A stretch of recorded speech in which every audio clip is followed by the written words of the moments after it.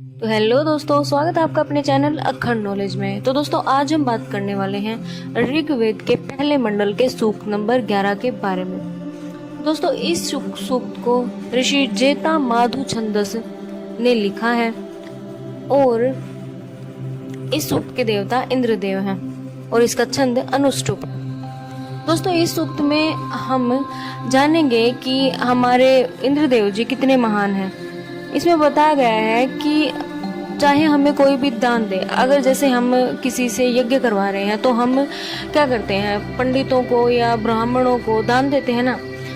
तो इसी में ये कहा गया है कि हम चाहे कितना भी दान दे दें किसी को भी, परंतु इंद्रदेव हमारे ऊपर हमेशा ही कृपा बनाए रखते हैं, ठीक है ना। चाहे और कोई भी हमें दान दे दे, परंतु वो ये नहीं सोचते हैं कि उन्होंने दे दिया है या उन्होंने हमारे ऊपर कृपा की है तो इंद्रदेव जी नहीं करेंगे, वो फिर भी करते हैं, ठीक है। और हम उनकी मित्रता से खुद को बलशाली महसूस करते हैं, ठीक है। तो चलिए दोस्तों, सूक्त पढ़ना शुरू करते हैं।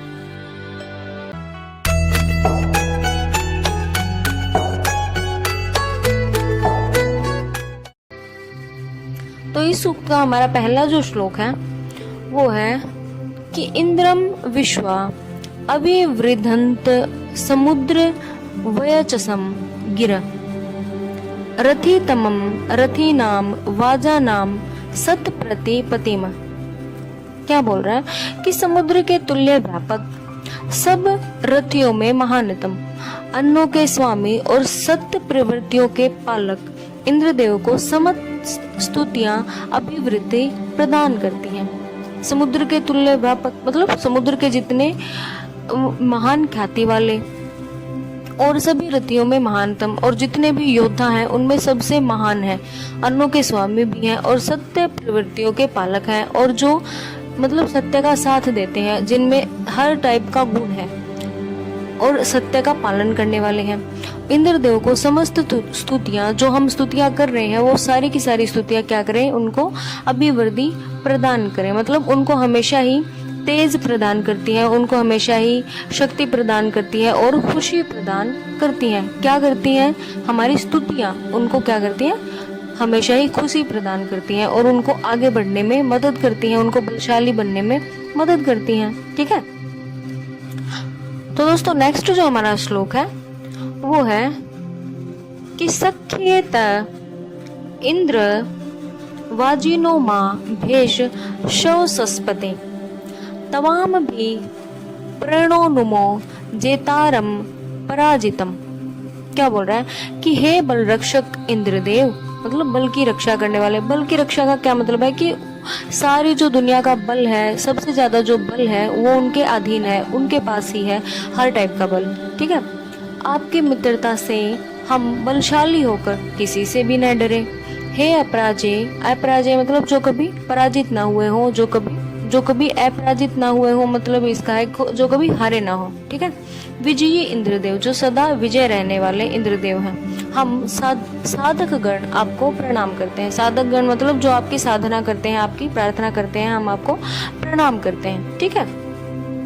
तो नेक्स्ट जो हमारा श्लोक है वो है कि पूर्वीरिंद्रस्य रातयो न विदस्य नृत्ययुते यदि वाजस्य गोमत सतो त्रिभयो महंते मघम।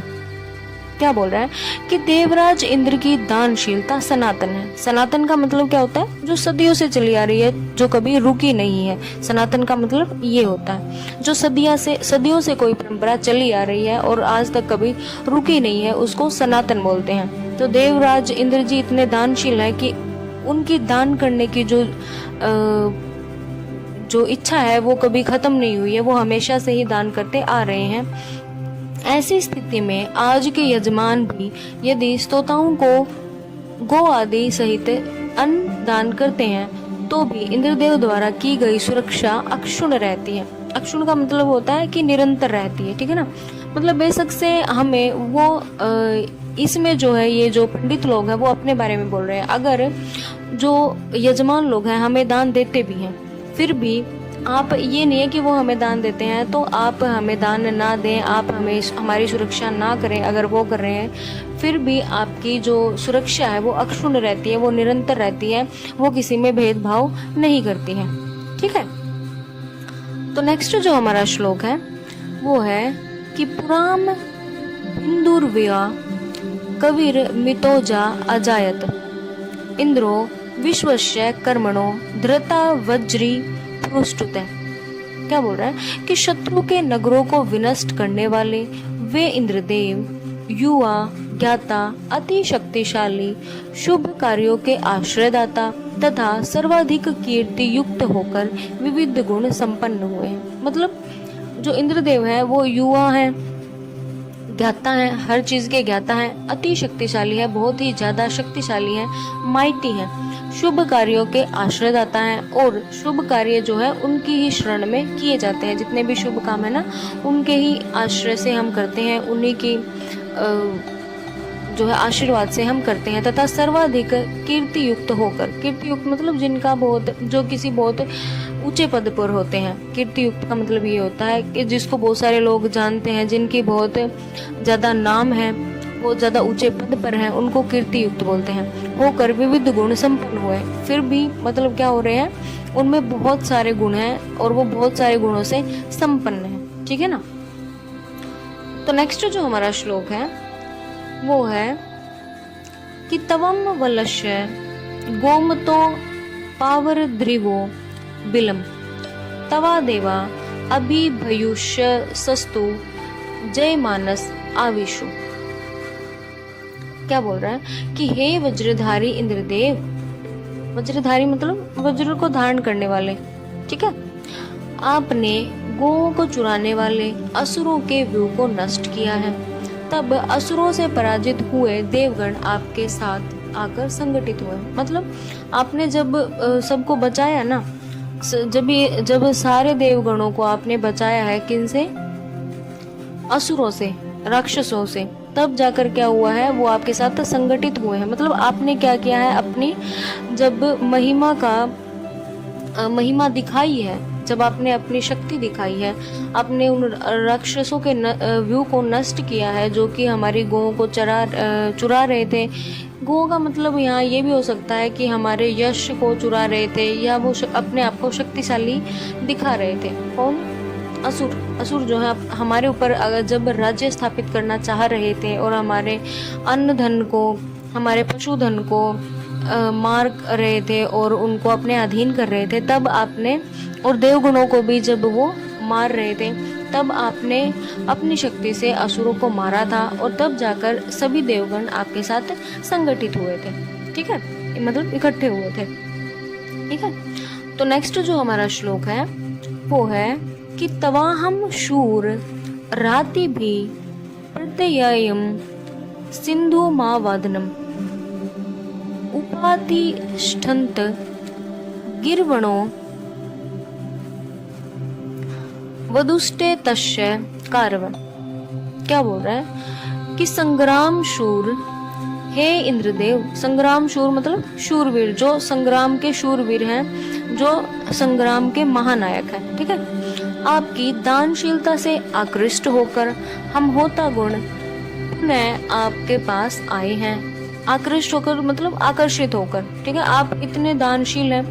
देखिए, दानशील का मतलब यहाँ सिर्फ अन्न या धन देने से नहीं है। दानशीलता का मतलब वो हमें हर प्रकार की दृष्टि, हर प्रकार का मार्गदर्शन करते हैं। हमारा जीवन में जो भी हमारी कठिनाई आती हैं, उन सब चीज़ों का वो मार्गदर्शन करते हैं। उस चीज़ को भी दान ही बोल सकते हैं हम। ठीक है।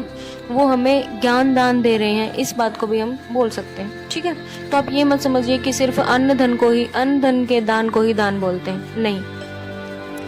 तो हे सतुत्य इंद्रदेव, सोमयाग में आपकी प्रशंसा करते हुए ये ऋत्विज एवं यजमान आपकी दानशीलता को जानते हैं। ठीक है।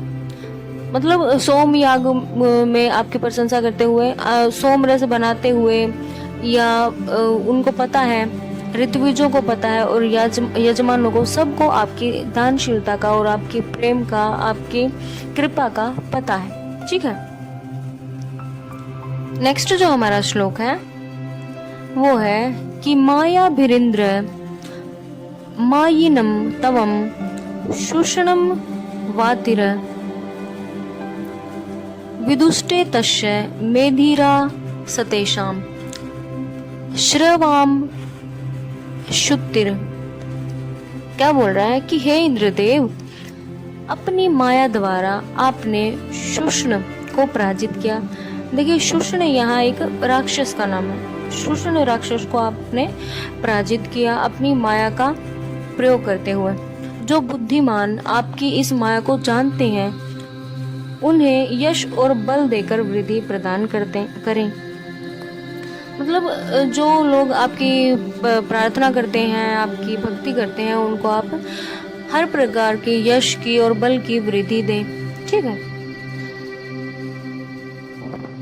तो नेक्स्ट जो हमारा श्लोक है वो है कि इंद्र मिशान मोज साभी सतोमा अनुसत सहस्त्रम यश रातय उत्वा संति भूयसी। क्या बोल रहा है कि सतोता गण असंख्यो अनुदान देने वाले ओजस, ओजस का मतलब होता है बलि या पराक्रमी, बल और पराक्रम होता है ओजस का मतलब, के कारण जगत के नियंता इंद्रदेव की स्तुति करने लगे हैं। मतलब जो स्तोतागण हैं और जो असंख्य बहुत सारे लोग जो अनुदान करने वाले हैं, दान करने वाले हैं, वो क्या करने लगे हैं? वो इंद्रदेव की भक्ति करने लगे हैं, स्तुति करने लगे हैं। क्या जानकर?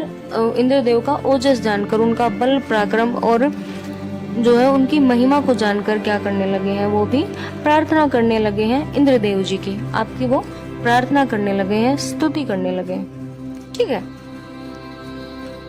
तो चलिए दोस्तों, आज के लिए बस इतना ही। अगर आपको जानकारी अच्छी लगे, वीडियो अच्छी लगे तो लाइक, शेयर और कमेंट करना ना भूलें और चैनल को सब्सक्राइब जरूर करें। धन्यवाद।